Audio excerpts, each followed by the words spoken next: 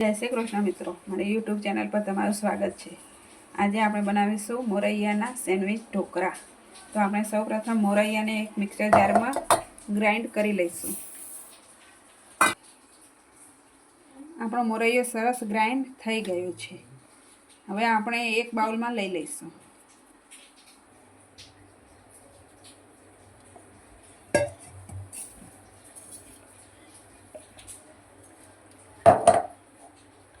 હવે આપણે પાણી નાખીને પલાળી દઈશું।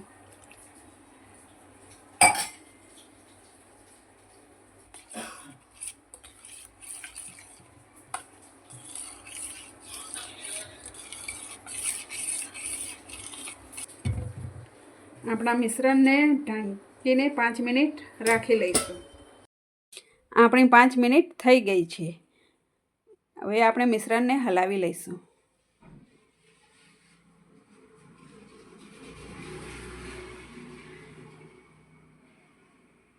આપણે સ્વાદ પ્રમાણે મીઠું એડ કરીશું અને મિશ્રણને હલાવીશું।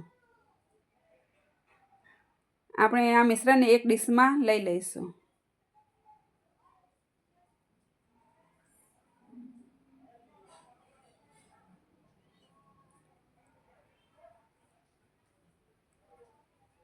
આપણે આ મિશ્રણને હવે બાફવા મૂકી દઈશું।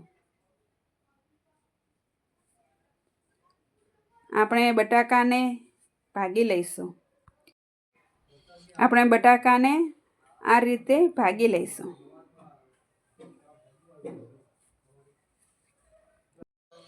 આપણું મિશ્રણ તૈયાર થાય ત્યાં સુધી આપણે બટાકાનો માવો કરી લઈશું।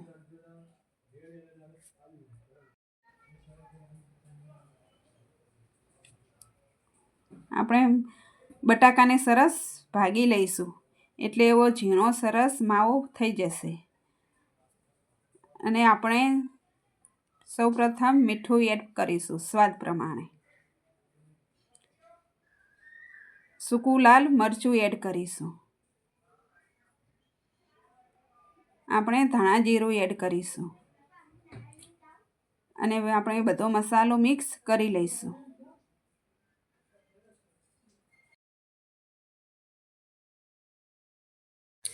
આપણો બધો મસાલો સરસ તૈયાર થઈ ગયો છે। હવે આપણે સેન્ડવિચ બનાવી લઈશું। આપણા મોરૈયાના ઢોકળા સરસ ચડી ગયા છે। હવે આપણે બહાર કાઢી લઈશું।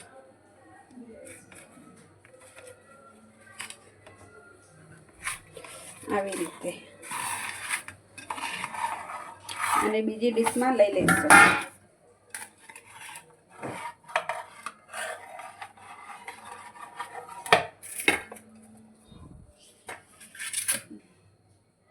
આપણે આવી રીતે કટ કરી લઈશું થોડા થોડા અને મિશ્રણને ચોરસ કરી દઈશું।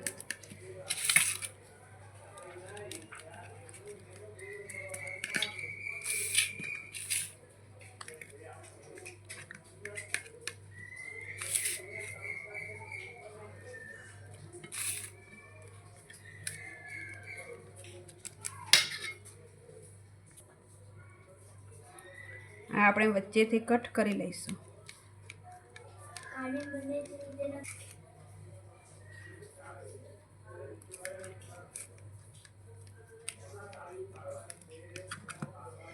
આવી રીતે ચોરસ કટકા કરી લઈશું। આપણે હવે આપણા ફરારી સેન્ડવિચ ભરી લઈશું।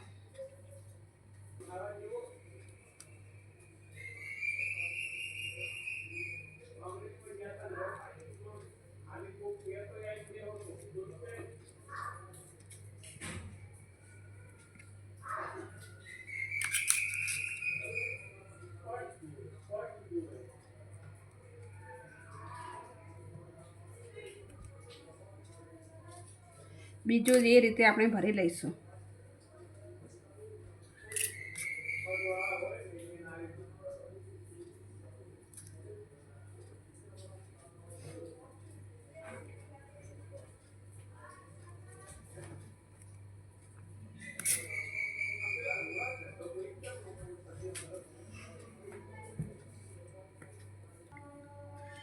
આપણે બીજું પણ એ રીતે જ કરી લઈશું।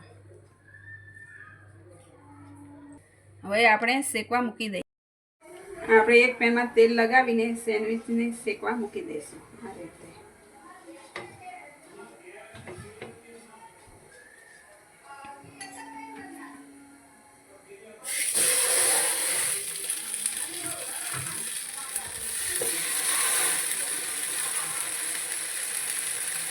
આપણે 5 મિનિટ સુધી શેકવા દઈશું.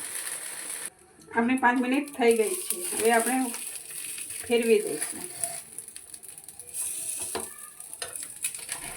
આપણે બીજી જ બાજુ એ જ રીતે ચડવા દઈશું. આપણી સેન્ડવિચ તૈયાર થઈ ગઈ છે. હવે આપણે સેન્ડવિચને નીચે ઉતારી લઈશું. એક ડીશમાં મૂકી દઈશું.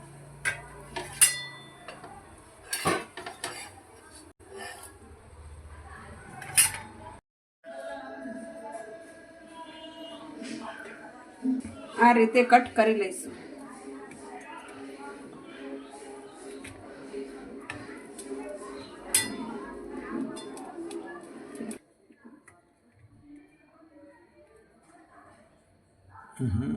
સેન્ડવિચને સોસ સાથે સર્વ કરી લઈશું. મારી ફરારી સેન્ડવિચનો વિડીયો જો તમને ગમે હોય તો 50 સબસ્ક્રાઈબ જરૂરથી કરજો.